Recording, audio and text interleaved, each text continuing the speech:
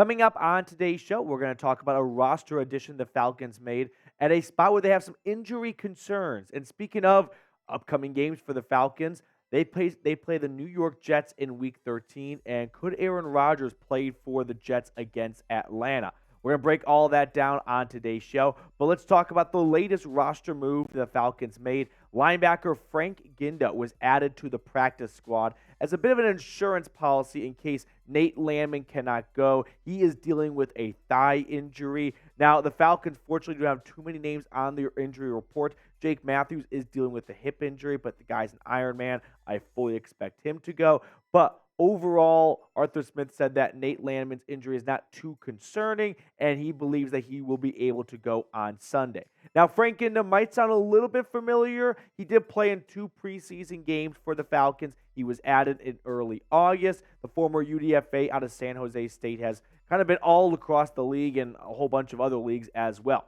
But the Falcons linebacker room is a bit thin, so if Nate Landman was unable to go on Sunday, you'd have Caden Ellis and Andre Smith, and well, that would be it. There would be no other linebackers on the inside. So that is why they are adding Frank Ginda in case Landman cannot go, and they need to elevate someone. But all in all, Nate Landman, who has been exceptional this season, filling in for Troy Anderson, who went down very early in the year. And he's honestly been maybe their overall best defender after Jesse Bates and like David Onyemata, and then when Grady Jarrett was healthy, and I did not expect that out of a backup inside linebacker. But both Landman and Ellis have been awesome this year, both of them ranking pretty much in the top half of PFF's linebackers. Landman, 73 tackles, 4 tackles for loss, 2 sacks, and an interception coming back in the Cardinals game. So, knock on wood, just kind of thinking out loud here for a moment, the Falcons have avoided the injury bug aside from Grady Jarrett, right? The Grady Jarrett injury sucks. It's a bummer, and it's a really tough injury to overcome given how important he is to this defense. But if you just remove Grady Jarrett for a moment, they have been relatively healthy this year, right? I mean, think about the offense for a moment.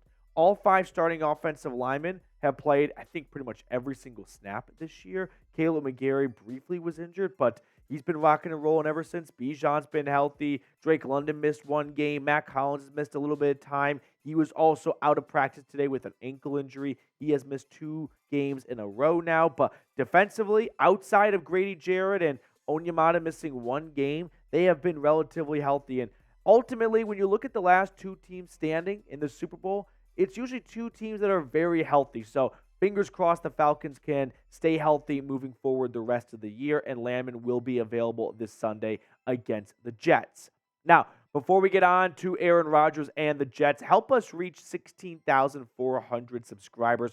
We're only 10 away. So selfishly, I ask that you come and support the channel if you have not already. We put out daily Falcons news and rumors. So if you're looking for a Falcons YouTube channel to add to your rotation, consider subscribing. And if you're already subscribed, do me a solid, scroll on down, like type me or something, and then let me know how long you've been subscribed. It's always really interesting from my point of view to see when people join the channel. So let me know if you're already subscribed when you join the channel. And if you haven't yet, go ahead and do so.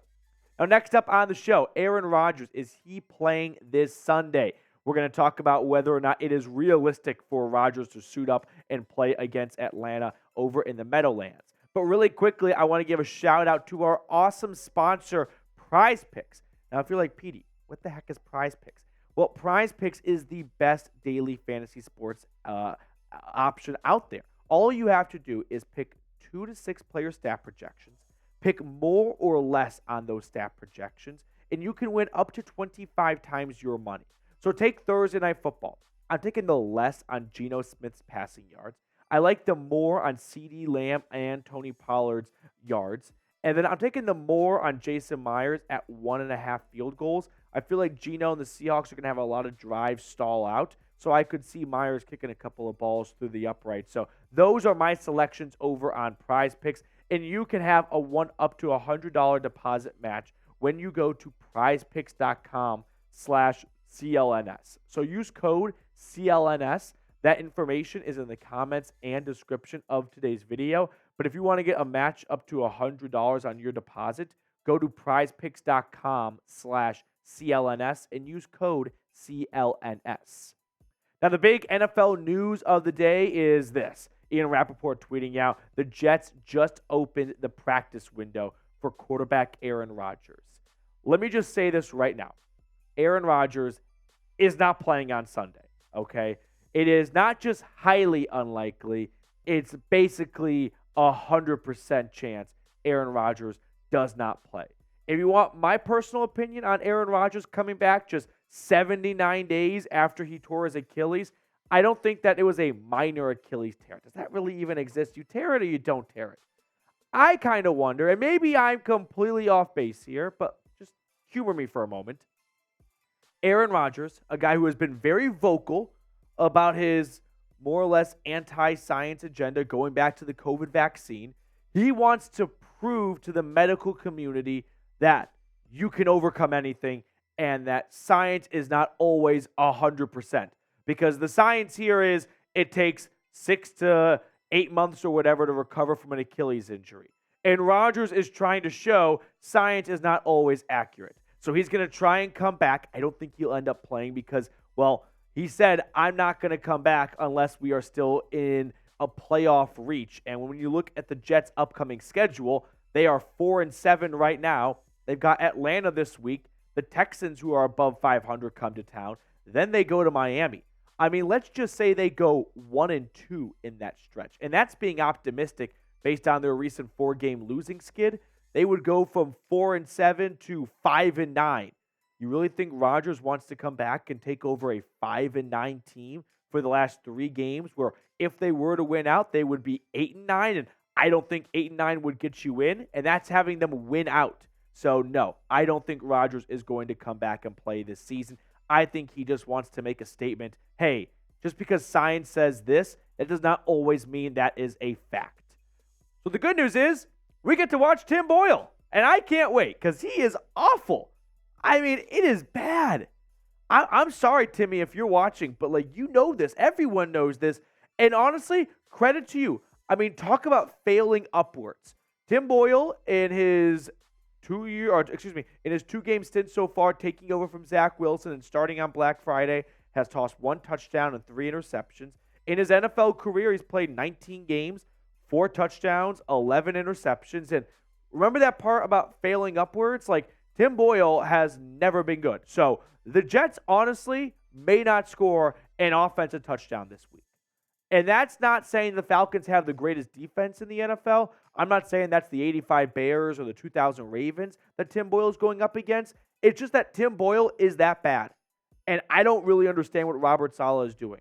I feel bad for him because I think he is a good coach. They have a great defense over there in New York, and they've never been able to get the quarterback position down really since Broadway Joe. I mean, the best guy has been Mark Sanchez or Vinny Testaverde, and that's not very high bar. But ultimately, I think Atlanta, pardon my French, is going to ship pump the Jets because Tim Boyle, like I said, has never been good. I don't understand how someone who goes from UConn to the NFL completing less than 50% of their passes. Before we talk about any other stats from his times as a Husky, just think about that as you're the UConn head coach. Every time you called a pass play for good old Timmy, majority of the time it was incomplete. I mean, the absolute primal, basic elements of being a quarterback is throw ball to your team. Have your team catch the ball you throw. And majority of the time, that was not accomplished. I mean, we have 1 touchdown, and how many interceptions in his career? 13? How does that get to the NFL? I have no idea. I cannot explain this. So, congrats to Tim for making a living off of awful college stats. I mean, good for him. I'm not clowning the guy. I mean, he's doing better than any of us are doing right now. But, yeah, I'm going to take the Falcons in this one for sure. So let me know who you got, Falcons or Jets, coming up on Sunday. Get in the comment section below. If you can't tell already, I think Atlanta might win this game 35-0. And that's being conservative. I do not see a way the Jets win. They have a good defense, but every single great defense that carries their offense ultimately hits a breaking point where they're like, you know what? We can pitch a shutout, but if the offense doesn't score 1 field goal, we'll tie 0-0. And that's not going to win a lot of games. And I think every defense at some point hits a wall where, like, we're just tired of busting our asses, forcing punts, getting takeaways, and the offense not capitalizing on it. And it hasn't just been a couple of games like this in New Jersey. I mean, for the Jets, it's been like this for a long time. Ever since they drafted Zach Wilson, the defense has been carrying them. And I think this 4-game losing skid shows the defense, I wouldn't say has given up, but they are like, we are out of gas. We cannot sustain this throughout the course of a 17-game season. And so lucky for Atlanta, they get to play Tim Boyle because I think the Jets defense has just raised the French flag and they're like, we give up. All right, that's going to do it for us on today's show. Thank you so much for tuning in. We're going to sign off and we'll see everyone later.